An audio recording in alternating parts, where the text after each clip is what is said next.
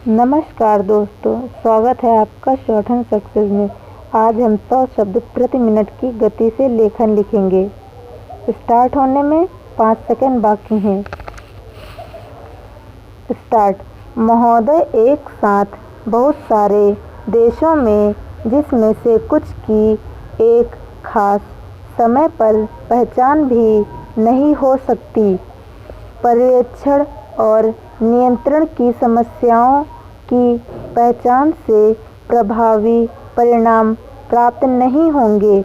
महासचिव से इस बात की अपेक्षा नहीं की जा सकती कि वे भूमिगत भंडारों का निरीक्षण करेंगे और बम ढूंढेंगे। यह बिल्कुल साफ है कि इस तरह के उपाय सफल नहीं होंगे।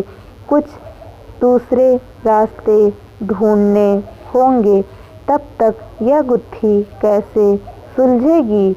हमारे विचारों में एकमात्र तर्कसंगत रास्ता नहीं है कि इस मुद्दे पर एक विश्वव्यापी दृष्टिकोण अपनाया जाए और जो अप्रसार पर एक अंतर्राष्ट्रीय आम सहमति पर आधारित हो। यह विश्वव्यापी अप्रसार व्यवस्था प्रभावी हो, इसके लिए आवश्यक है कि यह सार्वभौमिक, विस्तृत और भेदभाव रहित हो और संपूर्ण परमाणु निशस्त्रीकरण के लक्ष्य से जुड़ी हो।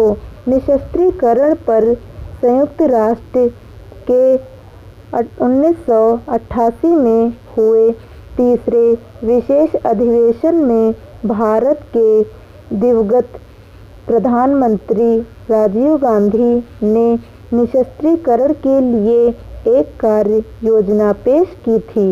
इस योजना के अंतर्गत विभिन्न चरणों में सामूहिक संहार के सारे हथियारों को नष्ट किया जाना था और अंत में एक परमाणु अस्त्र रहित अहिंसक विश्व की स्थापना होनी थी। परमाणु अप्रसार पर नई अंतर्राष्ट्रीय सहमति के सारे महत्वपूर्ण अस्त्रों के प्रयोग में या अस्त्रों के प्रयोग की धमकी पर निषेध के लिए एक अंतर्राष्ट्रीय सम्मेलन का आह्वान किया था। दूसरा, परीक्षणों पर प्रतिबंध के लिए यह एक व्यापक संधि की वकालत करती थी। तीसरा, परमाणु अस्त्र बनाने के करीब पहुंचे देशों को यह वचन देना था कि वह दहलीज को पार नहीं करेंगे। इसके साथ ही यह बात भी जुड़ी थी कि परमाणु हथियार संपन्न देश 2010 में तक अपने परमाणु हथियारों के भंडारण को खत्म करने का वचन देंगे। सभापति महोदय, जब यह कार्य योजना प्रस्तावित की गई थी तो कुछ परमाणु हथियार संपन्न देशों ने इसे स्वीकार करने में कठिनाई व्यक्त की थी, क्योंकि उनका विश्वास तथाकथित आणविक प्रतिरोध के सिद्धांतों में था। इस सिद्धांत का आधारभूत पूर्व पश्चिम संघर्ष और शीत युद्ध था। शांति युद्ध अब तक खत्म हो चुका है। आणविक गतिरोध अब पुरानी बात हो गई है। आणविक प्रतिरोध का सिद्धांत अब प्रासंगिक नहीं रहा।